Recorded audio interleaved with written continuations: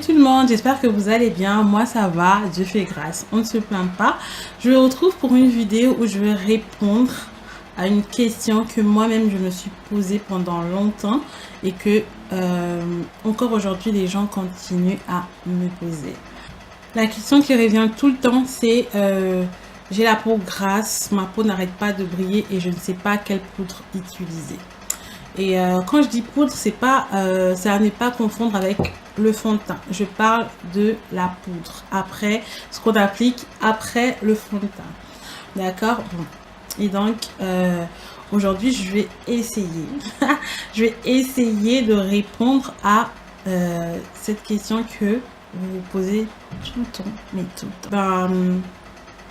J'avoue que franchement, avec tous les qualificatifs qu'on a... quand tu vas chez Sephora, tu vas trouver poudre translucide, poudre matifiante, poudre compacte, poudre libre. Il y a tellement de qualificatifs que franchement, j'avoue que c'est pas toujours facile de savoir vers quoi se diriger et surtout quelle poudre nous ira le mieux. Déjà, je vais vous expliquer à quoi sert une poudre. Moi-même avant, je m'inquiétais du fait que ma peau brillait beaucoup. Et d'ailleurs, là, je viens la matifier. Donc, moi-même avant, j'avais le même problème. Je m'inquiétais du fait que ma peau était trop grasse, que mon visage brillait beaucoup. Mais en même temps, j'utilisais n'importe quelle poudre et surtout de n'importe quelle manière. Ce qu'il faut retenir, c'est que la poudre a deux fonctions. En tout cas, deux fonctions principales, c'est de faire tenir le maquillage et deuxièmement, de matifier la peau. Tu vas venir l'appliquer après le fond de teint, la bébé crème, l'anti-cerne surtout. Et voilà, tu l'appliques soit sur la zone T, soit sur l'ensemble du visage, mais tout dépend de ton type de peau. C'est vrai que on l'applique des fois avant le fond de teint, mais c'est une autre histoire, mais on l'applique généralement après et c'est pas quelque chose qui va venir pour unifier le teint, c'est pas quelque chose qui va venir camoufler les imperfections ou quoi qu'est-ce, donc c'est pas la peine d'en mettre des tonnes et des tonnes.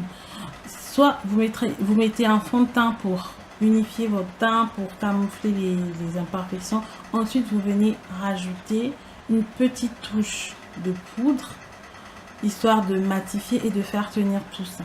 Maintenant, si vous êtes quelqu'un qui applique de fond de teint, vous appliquez directement la poudre. Ne venez pas chercher à ce que la poudre unifie votre teint. La poudre va juste venir là pour voilà, pour faire en sorte que vous brillez pas, pour apporter un petit peu de couleur, mais c'est tout. Donc voilà. Donc comme je vous ai dit au début, les poudres, il y en a plusieurs. Je vais essayer de vous parler de celles qu'on utilise de base et je vais commencer par la poudre libre. En fait, en gros, la poudre libre, c'est une poudre qui est très fine, volatile, d'où le nom poudre libre. Elle a tendance à aller dans tous les sens, donc je vais éviter de l'ouvrir. Et ça vient souvent de ce format-là, d'accord? Et c'est une poudre qui va vraiment très bien matifier la peau et qui va bien fixer le maquillage. Ensuite, on a la poudre compacte. Donc, contrairement à la poudre libre qui va avoir un aspect, qui va avoir tendance à se volatiliser, et ben la poudre compacte, elle est plus compacte. Simplement. Donc, elle se présente comme ça. Et c'est facile à transporter, tu peux le mettre dans ton sac pour les retouches au cours de la journée. Mais en fait, la poudre compacte, plus tu appliques de couches, plus elle matifie la peau. Et troisièmement, on a la poudre minérale. La poudre minérale, ben, je ne l'ai pas. Donc la poudre minérale, elle est hypoallergénique. Donc pour toutes celles qui ont la peau sensible, c'est ce qui va être l'idéal pour vous. Elle se présente sur plusieurs formats. Elle vient sur le format compact, soit sur le format libre. C'est à vous de choisir. Tu dois certainement te poser la question du coup, quelle poudre j'utilise parmi toutes cette panoplie de poudres. Et ben moi je vais répondre pour les peaux grasses, et la poudre qui, je dirais, est le meilleur allié des peaux grasses, c'est la poudre libre. Pourquoi? Parce que en fait la poudre libre, c'est celle qui va le plus matifier votre teint, et c'est celle qui va le plus fixer votre maquillage. Les avantages de la poudre libre, c'est que en général elle est translucide, elle n'a pas de couleur, donc il n'y a pas ce problème de choix de couleur en fait. Tu prends une poudre translucide, elle va à toutes les carnations, et donc il n'y a pas de casse-tête et tout, même si il y en a qui sont teintées ou quoi, mais la translucide, franchement, elle convient à toutes les carnations. J'ai celle-là de chez Clarins, elle est top, vraiment très top. Mais vous pouvez prendre la HD de Make Up For Ever, c'est celle que je viens de terminer. C'est ces deux poudres jusque là que j'aime, mais il paraît que chez NYX vous trouvez une très bonne poudre libre qui matifie très bien, et chez plein d'autres marques, d'accord. Donc vous choisissez en fonction de votre budget, en fonction de la marque que vous aimez, et voilà. Donc l'application, on a tendance à l'appliquer avec un pinceau parce que actuellement on applique tout au pinceau, donc comme ça on l'applique au pinceau. Moi je conseille soit la petite houppette, franchement c'est la meilleure pour appliquer la poudre libre, parce que vous allez prélever un petit peu de poudre et venir la presser comme ça. Ouais, vous allez venir la presser comme ça, et elle va bien pénétrer vos pores. Ça va faire que ça va flouter vos pores, et ça va faire en sorte que voilà, le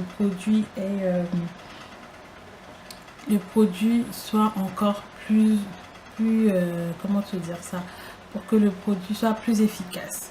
Maintenant, si tu veux l'appliquer au pinceau, libre à toi, mais faut pas venir déplacer comme ça parce qu'elle est volatile. Donc toi tu vas penser que tu l'étales en fait, alors que elle s'évapore. Donc vous allez venir faire le même mouvement, donc presser comme ça sous la peau. Maintenant, si vous avez la peau mixte, vous l'appliquez plus sur la zone T parce que c'est la zone qui a plus tendance à briller, et le reste du visage est plutôt sèche. Tu vois ce que je veux dire? Le reste de ta peau est sèche. Donc si tu viens tout le temps matifier, tu vas te retrouver avec une peau qui pèle et tout. Moi c'est ce qui m'arrive tout le temps parce que voilà, et des fois j'ai la peau mixte. Donc tu viens l'appliquer sur la zone T. Si tu as la peau archi grasse, tu l'appliques sur tout l'ensemble de ton visage. Je les déconseille vraiment aux personnes qui ont la peau sèche parce que ça va venir assécher encore plus votre peau. Donc voilà, je récapitule. Quelle poudre pour les peaux grasses? Si tu as tout le temps ce problème de la zone T qui brille, on dirait une boule à facettes, tu as la peau grasse. Et donc pendant ta routine make-up, je te conseille de ne pas utiliser la poudre compacte, donc qui se présente comme ça, parce que elle va venir, selon moi, elle va venir se transformer à déjà elle-même, elle va fondre, elle va poser un film bizarre sur la peau qui va faire que déjà vous produisez beaucoup de sébum, plus la poudre qui vient fondre sur le visage, c'est même dégueulasse. Et il faut appliquer beaucoup de touches pour que ça te matifie vraiment. Donc non, je préconise la poudre libre. La poudre libre, elle se présente comme ça. Tu viens l'appliquer sur les zones à matifier. Et c'est généralement la zone T. Tu l'appliques en pressant comme ça pour qu'elle pénètre bien. Et ce que je voulais souligner avant toute chose, le maquillage, je crois que je vais commencer à le répéter tout le temps dans toutes mes vidéos qui vont être dédiées au maquillage, c'est que un bon maquillage passe après une bonne routine soin. Donc il faut vraiment prendre soin de sa peau pour avoir un bon rendu en termes de voilà. Donc quand tu as la peau grasse, ma chérie, s'il te plaît, fais-toi tout le temps un gommage, tout le temps un masque purifiant pour venir désincruster tes pores, comme ça ta peau va mieux respirer. Et surtout pense à s'hydrater, parce que quand tu hydrates ta peau, elle a tendance à moins produire de sébum. Donc pense à t'hydrater, pense à nettoyer ton visage tous les soirs, maquillé ou pas. D'accord? Je ferai peut-être une vidéo dédiée, mais je tenais à le dire parce que tout ça, poudre, fond de teint, etc., ça suffit pas en fait. Il faut déjà avoir une peau saine. Voilà. Et aussi, il faut noter que on n'est pas des poupées Barbie, on n'est pas des morts, on est vivante. Donc notre peau, c'est une cellule vivante qui va toujours produire du sébum, surtout si tu as la peau noire. Elle va toujours produire du sébum. C'est normal, il faut juste que toi, tu viennes t'adapter en fait à ça. Il ne faut pas chercher à l'éliminer parce que c'est impossible. Donc voilà, j'espère que la vidéo vous aura plu, qu'elle vous aura été utile. Moi j'ai aimé la faire parce que moi j'aurais aimé qu'on me le dise. Et donc je vous le dis parce qu'on est là pour partager. En attendant, prenez soin de vous. Hydratez votre peau. Je vous envoie plein de bisous. Ciao ciao.